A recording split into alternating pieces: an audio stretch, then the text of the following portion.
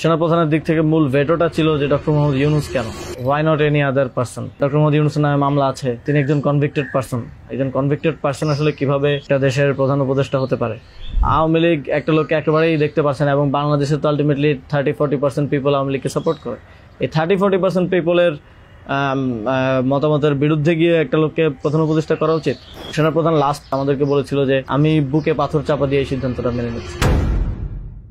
আমাদের এই দীর্ঘমেয়াদী পরিকল্পনাটা করতে হতো যে যখন থেকে আমরা ফার্ম ছিলাম যে শেখ হাসিনাকে চলে যেতে হবে, তারপরে কি হবে?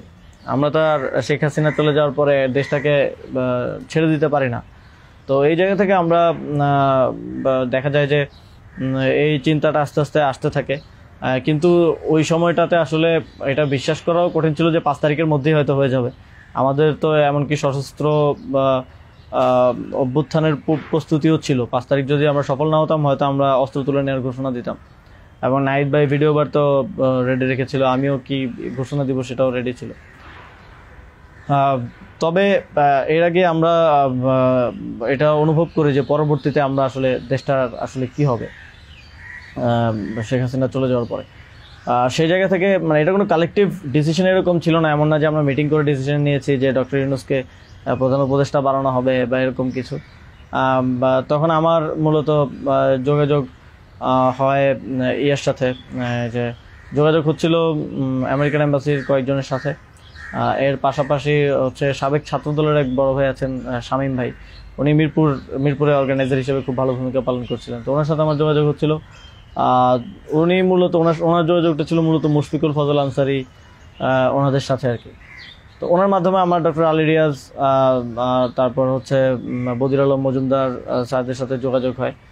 ওনাদের সাথে আমি কথা বলি। 1 তারিখ যখন আমরা আমাদেরকে ডিবি থেকে ছেড়ে দেওয়া হয়, সেদিন প্রাথমিক কথা হয়, কিন্তু 2 তারিখ মূলত আসল কথাবার্তা শুরু হয়। ওনাদের সাথে কথা বলে, এবং ওনাদেরকে তখন আমি জিজ্ঞেস করছিলাম যে ডক্টর মোহাম্মদ ইউনূস কি আসবেন কিনা যদি আমরা আহ্বান করি।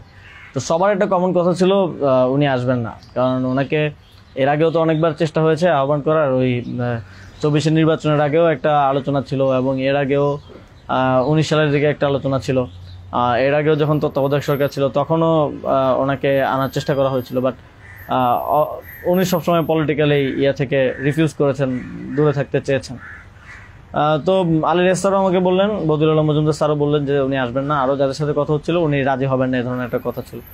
বাট আমি সরাসরি ওনার সাথেই কথা বলতে চাই, এবং তখন হচ্ছে ওই শামীম ভাই আমাকে ওনার বর্তমান যে এপিএস সাব্বির ভাইয়ের নাম্বার দেন। তো সাব্বির ভাইয়ের সাথে যোগাযোগ করার পর সাব্বির ভাই আমাকে বলেন যে আমি তো স্যারের সাথে নাই। তো স্যারের সাথে মঈন চৌধুরী নামের একজন তখন স্যারের প্রাইভেট সেক্রেটারি হিসেবে কাজ করছিলেন। তো সাব্বির ভাই আমাকে মঈন চৌধুরীর নাম্বার দেন। মঈন চৌধুরীর সাথে আমি যোগাযোগ করি 2 তারিখ কি 3 তারিখ হবে, এবং ওনার সাথে আমার কথা হয়। এবং উনি তখন বলছিলেন যে স্যারের একটা ছোট সার্জারি আছে। স্যার তখন ফ্রান্সে ছিলেন। তো সার্জারি আছে, এবং পরবর্তীতে আমি ওনাকে মেসেজগুলো ক্লিয়ার করার চেষ্টা করি যে আমরা চাচ্ছি এমনটা। তো উনি স্যারের সাথে কথা বলেন। স্যার আমাদেরকে পরে একটা মেসেজ পাঠান যে তোমরা যেটা করতেছো আমি তোমাদের সাথে আছি আর কি। এটা হচ্ছে 2 তারিখের দিকে স্যার একটা মেসেজ আমাদেরকে পাঠান থ্রু মঈন চৌধুরী, কিন্তু তখনও কথা হয়নি। স্যারের সাথে আমার প্রথম কথা হয় হচ্ছে, মানে আমি বারবার ইনসিস্ট করছিলাম সরাসরি কথা বলতে, কারণ সবাই সবাই অনুৎসাহিত করতেছে যে স্যার আসবেন না, আদার অপশনস দেখার জন্য, প্রধান উপদেষ্টা হিসেবে অন্য কাউকে দেখার জন্য অনেক নামও আসতেছিল, অনেক নামও সাজেশন আসতেছিল। কিন্তু আমার চিন্তাটা ছিল যে আমাদের যে অর্থনৈতিক ভঙ্গুর পরিস্থিতি, তারপরে একটা বিশেষ পরিস্থিতিতে আমরা সরকার গঠন করলে সেটার জাতীয় আন্তর্জাতিক যেই স্বীকৃতির ব্যাপার আছে, এগুলো আসলে ডক্টর মোহাম্মদ ইউনূস ছাড়া পসিবল হবে না। তো সেই জায়গা থেকে আমি বারবার যোগাযোগ করার চেষ্টা করি। পরে মঈন চৌধুরী স্যারের সাথে আমাকে কথা বলিয়ে দেন। সম্ভবত ওনার নাম্বার থেকেই প্রথম কথা বলা হয়, এবং স্যারকে আমি অ্যাপ্রোচ করার পরে স্যার আমাকে বললেন যে আমি হচ্ছে তোমরা অন্য কাউকে ভাবো। এটা সম্ভবত 3 তারিখ। স্যার বললেন যে, এবং স্যার কয়েকজনের নামও বললেন যে তোমরা ওনাদেরকে ভাবতে পারো। এর মধ্যে 2-1 জন আমাদের উপদেষ্টা পরিষদেও আছে এখন। স্যার বলেন যে আমার লাইফটা তো ডিফারেন্ট, আমি ওইখান থেকে আসবো কিনা। এবং উনি বলেন যে তাহলে, আমি যখন বললাম যে স্যার আপনাকে ছাড়া হবে না, আপনাকে আসতেই হবে, তখন উনি বললেন যে আমি ভেবে দেখি, তোমরাও ভাবো, যদি আদার কোনো বেটার অপশন পাওয়া যায় তাহলে তোমরা ভাবো, আর আমিও ভেবে তোমাদেরকে জানাবো। তো 3 তারিখ তো অনেক কিছু আনসার্টেন ছিল, এক দফা শুধু ঘোষণা হয়েছে, কবে পতন হবে, কবে আসবে, এটা আনসার্টেন ছিল। তো আমার মনে হয় এটাও ডিসিশন নেওয়ার ক্ষেত্রে একটা বাধা ছিল সে সময়। কিন্তু আমি যথেষ্ট, আমার মনে হচ্ছিল যে উনি ডিনাই করলেও he is to some extent positive, যেটা বাকিদের থেকে আসতেছে যে একেবারেই আসবে না এরকম। আসিফ স্যারও বলতেছিল যে আসবে না স্যার, রাজি হবে না। তো আবার আমার মনে হচ্ছিল যে এই লোকগুলো তো সবাই স্যারকে পার্সোনালি চেনে, তো ওনারা বলতেছে, কিন্তু আমরা ইনসিস্ট করি, আমি ইনসিস্ট করি, এবং আমি তখন আসলে বাকিদেরকে জানিয়ে রাখছিলাম যে আমার স্যারের সাথে যোগাযোগ হচ্ছে। তখন এটা কোনো কালেকটিভ ডিসিশন ছিল না যে ওনাকে আমরা প্রধান উপদেষ্টা করব। আমি নাহিদ ভাই, মাহফুজ ভাইদেরকে জানিয়ে রাখি যে আমার ওনার সাথে যোগাযোগ হচ্ছে, দেখি এটা কোথায় যায়। আর সবার কাছেই তো তখন সময়টা আনসার্টেন ছিল যে কখন পতন হবে, কখন সরকার হবে। এটা অনেক ফার সাইটেড আসলে বিষয় ছিল ওই সময়টাতে, কারণ আমাদের মনে হচ্ছিল না যে 5ই আগস্ট পতন হবে, আমাদের মনে হচ্ছিল যে আরও হয়তো দীর্ঘ সময় আমাদের লড়াই করতে হতে পারে। ইভেন সব ধরনের সম্ভাবনাই ছিল, এটা একটা গৃহযুদ্ধের দিকে যাওয়ার পরিস্থিতিও ছিল ওই সময়টাতে। তো পরবর্তীতে যখন এরপরও স্যারের সাথে আমার কমিউনিকেশন, স্যারের টিমের সাথে কমিউনিকেশন চলছিল। 5 তারিখ মূলত স্যারের সাথে আবার কথা হয়। মঈন চৌধুরীর সাথে রেগুলারই কথা হচ্ছিল, প্রতিদিন 2-3 বার কলে কথা বলছিলাম। 5 তারিখ স্যার যখন সার্জারিতে ঢুকবেন, ঢোকার আগে হচ্ছে কথা হয়, যখন শেখ হাসিনা পালিয়ে গেল সন্ধ্যায় আমরা চ্যানেল 24-এর অফিসে। তখন আমি স্যারের সাথে কথা বলতে চাই যে এখন তো পতন হয়ে গেছে, এখন একটা ডিসিশনে আসতে হবে। তো তখন মঈন ভাই স্যারের সাথে আমাদেরকে কলে যুক্ত করেন। তো চ্যানেল 24 অফিসেই নাহিদ ভাই আর আমি আমার ফোন থেকে লাউডস্পিকারে স্যারের সাথে কথা বলি। তো স্যারকে আমরা বলি যে স্যার এখন একটা ডিসিশন আসতে হবে, আর স্যারও সার্জারিতে চলে যাচ্ছিলেন তারপরে ডিসিশন দেওয়াটা। তো স্যার এক ধরনের তখন মনোসম্মতি দিলেন যে আমি আসব।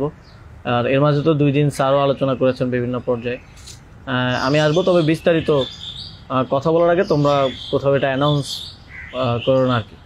তো এই আলোচনাটা হওয়ার পরে আমরা, অনেকগুলো বিষয় ছিল ডিসকাস করার মতো, আলোচনাটা হওয়ার পরে আমরা চ্যানেল 24-এর অফিসে প্রেস ব্রিফিংটা করি সেদিন রাতে, এবং সরকারের রূপরেখাটা কী হবে সেখানে ঘোষণা করি, একটা অন্তর্বর্তীকালীন জাতীয় সরকার ঘোষণার কথা বলি। এছাড়াও আরও রূপরেখাগুলো বলি যে রাজনৈতিক অংশগ্রহণ, তারপর সিভিল সোসাইটি, তারপরে অভ্যুত্থানের নেতৃত্বের অংশগ্রহণ, এই পলিসিগুলো আমরা সেখানে ঘোষণা করি। স্যারের নামটা ঘোষণা করা হয়নি। সেদিন রাতে স্যারের সাথে আবার চূড়ান্ত কথা হয়, রাতের আনুমানিক 12:30 থেকে 2টা-2:30 পর্যন্ত প্রায় 2 ঘন্টা স্যারের সাথে নাহিদ ভাই আর আমার কলে কথা হয়, এবং সেখানে আমরা বিস্তারিত বিভিন্ন বিষয়গুলো আলোচনা করি, এবং স্যারের কিছু কনসার্ন ছিল সেগুলো আমরা ডিসকাস করি যে এটা আবার 1-11 মতো একটা সরকার হবে কিনা, মানে আমরা ক্ষমতায় বসবো কিন্তু পেছন থেকে আর্মি আমাদেরকে চালাবে কিনা, অথবা অন্য কেউ আমাদেরকে ডিক্টেট করবে কিনা। স্যারের কনসার্ন ছিল এটা। স্যারের কনসার্ন ছিল যে আমি আসলে আমাকেই স্বাধীনতাটা দিতে হবে, আমি আসলে এটা আর্মি রান করবে কিংবা পেছন থেকে কেউ রান করবে, এটা হলে আমি আসবো না। তো আমরা স্যারকে বলেছি যে আমাদের পজিশনে এটাই, যে গভর্নমেন্ট যদি আমরা ফর্ম করি, গভর্নমেন্ট স্বাধীনভাবে কাজ করতে হবে, এবং এখানে সেনাবাহিনী কিংবা অন্য কোনো অথরিটি যদি হস্তক্ষেপ করতে চায়, সেক্ষেত্রে আমরা মাঠ থেকে সেটাকে চ্যালেঞ্জ করবো আর কি। তো এই ধরনের একটা নিশ্চয়তা স্যারকে আমরা দেই আমাদের এন্ড থেকে। তারপর এক ধরনের কথা হয় যে উপদেষ্টা পরিষদ কেমন হবে, স্যার আমাদেরকে বলেন যে তোমরা ঠিক করো, আর স্যার কিছু সাজেশন দেন। স্যারের টিম থেকে 6 তারিখ সম্ভবত প্রায় 5 তারিখ রাতেই 23-24টা নাম আসে আমার কাছে। তো ওই নামগুলোর সাথে আমরা যে নামগুলো ঠিক করি প্রায় কমন ছিল অনেকগুলো। তারপর আমরা একটা লিয়াজু কমিটি করা হয়, যারা হচ্ছে সকল রাজনৈতিক দলের সাথে আলোচনার ভিত্তিতে একটা উপদেষ্টা পরিষদ গঠন করবে। তো ওই লিয়াজু কমিটির আহ্বায়ক ছিল মাহফুজ ভাই। তো ওনারা কমিউনিকেশন শুরু করে দেয় জামাতের সাথে, বিএনপির সাথে, আরও যারা রাজনৈতিক দল আছে, সিভিল সোসাইটি আছে, তাদের সাথে যোগাযোগের মাধ্যমে সবার থেকে নাম প্রস্তাব আসতে থাকে। কিছু নাম ছিল কমন, আমাদের এখানেও কমন, যেমন কিছু মানুষজন, যেমন সালাউদ্দিন আহমেদ স্যার, উনি তো অর্থনীতিতে বাংলাদেশে মানে এই মুহূর্তে যদি আমরা চিন্তা করি তাহলে ওয়ান অফ দ্য বেস্ট। তো ওনার নামটা সব দিক থেকে আসে। তো এরকম কিছু কমন নাম আসে, আবার কিছু নাম দেখা যায় আমরা ইনক্লুড করি বা কোনো এক পক্ষ থেকে আসে, কিন্তু অন্য পক্ষ এটাকে আবার রিফিউজ করে। বিএনপির কিছু নামের ব্যাপারে আপত্তি ছিল, তাদেরকে পরে নেওয়া হয়নি। তো এভাবে একটা মোটামুটি সবার সাথে কনসালটেশনের ভিত্তিতে একটা উপদেষ্টা তালিকা করা হয়। এবং যেদিন স্যার ল্যান্ড করে বাংলাদেশে আসেন 8 তারিখ দুপুরে, আর্মি থেকেও কিছু নাম প্রস্তাব করা হয়। কিন্তু আমরা একটু প্রায় 5-6টা নাম আমরা একটু ঘেটে দেখলাম যে এই লোকগুলো ওইভাবে সর্বজন গ্রহণযোগ্য না। এবং আরেকটা সমস্যা হচ্ছে তাদের অনেকেরই হয় না যে সফট আওয়ামী লীগ অ্যান্ড আওয়ামী লীগের সিভিল সোসাইটি হিসেবে পরিচিত, অথবা তাদের ব্যাকগ্রাউন্ডটা একজন আর্মি অফিসিয়ালসের নাম ছিল সেখানে, এক্স আর্মি অফিসিয়ালস। তার ব্যাকগ্রাউন্ড আমরা দেখি যে তিনি ইন্ডিয়ায় তিনি 4 বছর ছিলেন এবং 4 বছরে তিনি কয়েকটা কোর্স করেছেন সেখানে। সো আবার ওনার ব্যাপারে জনমত হচ্ছে র কানেক্টিভিটি আছে। তো ওই নামগুলো আমরা কেটে দেই এবং সেখানে আর্মি কিছুটা নাকশ হয় যে এই নামগুলো কেটে দেওয়ার পরে। এবং ওই স্যারের সামনে রেখেই, কারণ স্যার ওই যখন ভিভিআইপি লাউঞ্জে স্যার ছিলেন এয়ারপোর্টে, তো স্যারের সামনে রেখে আমি আর আসিফ স্যার নামগুলো কেটে দিই যে এই নামগুলো তো আমরা দেই নাই। সেখানে আর্মি চিফও ছিলেন। তো আমাদের ইয়েটা ছিল এটাই যে আগের রাতে আমরা যেটা কথা বললাম যে এই উপদেষ্টা পরিষদে যদি আর্মির লোকজনই বেশি থাকে তাহলে তো এটা দিন শেষে আর্মি ব্যাগ আবার 111 টাইপ গভর্নমেন্টই হচ্ছে। সেই জায়গা থেকে আমরা এই নামগুলো নিতে চাইনি। তবে সেখানে আমরা যুক্তি দিয়েছি যে কারণ সবার প্রোফাইলটা যখন আমরা একটু ঘাটাঘাটি করেছি দেখেছি সবারই কোনো না কোনো প্রবলেমেটিক এলিমেন্ট সেখানে আছে। হয় তার র কানেক্টিভিটি হিসেবে জনমত আছে, মানুষের মধ্যে গুঞ্জন আছে, অথবা তার আওয়ামী লীগের সিভিল সোসাইটি হিসেবে পরিচিতি আছে। তো এই ধরনের একটা বিষয় ছিল ওই 5-6টা নামের মধ্যে, যে কারণে আমরা সবগুলো নামই প্রায় কেটে দিয়ে শুধু একটা নাম আমরা রেখেছিলাম সিএসটি উপদেষ্টা যিনি আছেন। কারণ আমাদের কাছে মনে হচ্ছে ওইটা সেন্সিটিভ জায়গা এবং দেশের এরকম একটা ট্রানজিশন টার্মাল সিচুয়েশনে যেহেতু আর্মি পুরোপুরি আমাদের পার্বত্য অঞ্চলের সমস্যাগুলো ডিল করে, তো সেখানে তাদের কথাটা রাখা উচিত। সেই জায়গা থেকে ওনার নামটা আমরা রাখি, শুধু আর্মির প্রপোজাল থেকে বাকিগুলো কেটে দেওয়া হয়। তো এভাবেই একটা এবং এছাড়াও আরেকটা ইয়ে ছিল যে 6 তারিখ আর্মির সাথে আমাদের একটা বৈঠক হয়, 3 বাহিনী প্রধান তারপর রাষ্ট্রপতি, প্রায় 4 ঘন্টার একটা বৈঠক হয়। যেটার মূল কথাটা ছিল যে সেনাপ্রধানের দিক থেকে মূল ভেটোটা ছিল যে ডক্টর মোহাম্মদ ইউনূস কেন, why not any other person. তো আমরা আমাদের জায়গায় অ্যাডামেন্ট ছিলাম, বিকজ আমরা তো 5 তারিখ রাতেই ঘোষণা দিয়ে দিয়েছি যে doctor Mohammad Yunus will be the chief adviser of the next interim government. এবং সেটা এক ধরনের বৈপ্লবিক কায়দায় আমরা ভিডিও বার্তা দিয়ে ঘোষণা দিয়ে দিয়েছি, আমরা কোনো নিয়মের কিংবা সংবিধানের তোয়াক্কা সে সময়টাই করে নেই। কিন্তু উনি বারবার বলার চেষ্টা করছিলেন যে ডক্টর মোহাম্মদ ইউনূসের নামে মামলা আছে, তিনি একজন কনভিক্টেড পারসন। একজন কনভিক্টেড পারসন আসলে কিভাবে হতে পারে, একটা দেশের প্রধান উপদেষ্টা হতে পারে। তো আমরা যখন এগুলো ডিবাঙ্ক করতেছিলাম কথাগুলোকে যে এগুলো তো আওয়ামী লীগের সময়ের পলিটিক্যালি মোটিভেটেড মামলা, এই মামলা তো দেখা গেছে সবার নামে পাওয়া যাবে, আমাদের নামেও আছে। তো এটা বলার পর আবার ওনারা আরেকটা কথা বললেন যে সোসাইটির একটা বড় অংশ তো আসলে ওনাকে হেট করে, এবং বড় অংশ বলতে উনি তখন সরাসরি বলেছেন যে আওয়ামী লীগের অন্তর্বর্তীকালীন সরকারটা তো সবার কাছে গ্রহণযোগ্য হতে হবে। এখন আওয়ামী লীগ তো ডক্টর মোহাম্মদ ইউনূসকে 2 চোখে দেখতে পারে না, একদম অপছন্দ করে। তো এখন এই আওয়ামী লীগ একটা লোককে একেবারেই দেখতে পারছে না, এবং বাংলাদেশে তো আলটিমেটলি 30-40% পিপল আওয়ামী লীগকে সাপোর্ট করে। এই 30-40% পিপলের মতামতের বিরুদ্ধে গিয়ে একটা লোককে প্রধান উপদেষ্টা করা উচিত।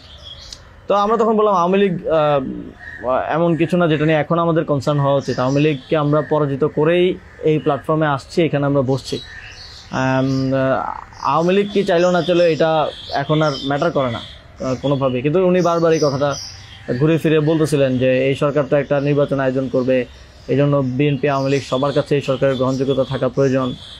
আওয়ামী লীগ তো প্রধান ডক্টর মোহাম্মদ ইউনূসকে একেবারেই দেখতে পারে না, ওনাকে আওয়ামী লীগ মেনে নেবে না উনি আসলে। কিন্তু আমাদের কথা ছিল যে আওয়ামী লীগ তো এখন আর এই মুহূর্তে ডিসিশন মেকিংয়ে আওয়ামী লীগ ম্যাটার করে না। একটা গণহত্যা ঘটনার পরে সে কি ভাবলো বা তার কি পজিশন, দ্যাট ডাজন্ট ম্যাটার। আর এরপরও ওনারা নানা ধরনের যুক্তি দিতে পারে, এবং শেষে 4 ঘন্টা এই বিষয়ের উপরে ডিসকাশন হয়। 4 ঘন্টা, আধা ঘন্টা হয়তো অন্যান্য ইস্যুস নিয়ে ডিসকাস হয়েছিল, বাট 4 ঘন্টা প্রায় 3.5 ঘন্টা ইস্যু নিয়ে ডিসকাস হয়। তো এখানে আসছিলাম আমি, নাহিদ ভাই, মাহফুজ ভাই আর নাসিফ ভাই। আর বাকি আমাদের সাথে যারা ছিল তারা বাইরে অপেক্ষা করছিল। আসিফ স্যার ছিল, তারপরে তানজিমুদ্দিন স্যারও ছিল, আরও সমন্বয়িকা ছিলেন আরও 10-12 জন, সবাই বাইরে অপেক্ষা করছিল আর কি এই 4 ঘন্টা। তো তারা বারবার 2বার হচ্ছে বিরতি দিয়ে আমাদেরকে আবার ভাবতে বলে আবার চলে যেত, আবার এসে আবারও একই জায়গা থেকে কথা শুরু করতো। মানে আমরা বুঝতে পারছিলাম যে ডক্টর মোহাম্মদ ইউনূসকে এখানে এস্টাবলিশমেন্ট কোনোভাবেই চাচ্ছে না। আর আমাদের কথা ছিল আমরা ঘোষণা দিয়ে দিছি, এবং আমরা এক ধরনের হুমকি সুরে সেখানে বলি যে যদি এটা রাষ্ট্রীয়ভাবে না হয়, যদি রাষ্ট্রপতি ঘোষণা না দেয় ডক্টর মোহাম্মদ ইউনূসকে প্রধান উপদেষ্টা হিসেবে, তাহলেও আমাদের কিছু যায় আসে না, কারণ আমরা অলরেডি ঘোষণা দিয়ে দিয়েছি। আমরা আমাদের তৈরি করা উপদেষ্টা পরিষদ নিয়ে শহীদ মিনারে গিয়ে শপথ নিব। এই হুমকিটা দেওয়ার পরে তারা একটু মানে নড়ে চড়ে বসে, এবং তারা গিয়ে রাষ্ট্রপতির সাথে ডিসকাস করে আসে। এবং সেনাপ্রধান লাস্ট আমার মনে পড়ে আমাদেরকে বলেছিল যে আমি বুকে পাথর চাপা দিয়ে এই সিদ্ধান্তটা মেনে নিচ্ছি। এবং আমাদের জায়গাটা ছিল খুবই রিজেক্ট, যে ডক্টর মোহাম্মদ ইউনূসকে না আনতে পারলে এখানে একটা শক্ত সরকার গঠন করা পসিবল হবে না। এবং আর্মির যেই মোটিভেশন ছিল, এটা আবার 1-11-র মতো একটা সরকার গঠন করার তাদের মোটিভেশন ছিল। যখন তারা নামগুলো দেয়, 6টা-7টা উপদেষ্টার নাম দেয়, তখন এটা বোঝা যায়, এবং ডিকটেট করার এক ধরনের। তো আমরা যদি এখানে অন্য কাউকে নেই যার পার্সোনালিটি এত স্ট্রং না, তাহলে আলটিমেটলি আমরা আসলে অন্য কারো দ্বারাই পরিচালিত হব, ড্রিভেন হব। এই সরকারটা আত্মনির্ভরশীল একটা স্বতন্ত্র সরকার হতে পারবে না। তো তারপর তো ঘোষণা দেয়, রাষ্ট্রপতি ঘোষণা দেয় ডক্টর মোহাম্মদ ইউনূসকে প্রধান উপদেষ্টা হিসেবে 6 তারিখে, এবং 8 তারিখ হচ্ছে পরবর্তী উপদেষ্টা পরিষদটা গঠিত হয়। 8 তারিখ শপথ অনুষ্ঠানটা হয়। স্যার যখন সার্জারি শেষ করে দেশে আসেন, তারপর ওই দিন সন্ধ্যায় সরকারটা গঠিত হয়।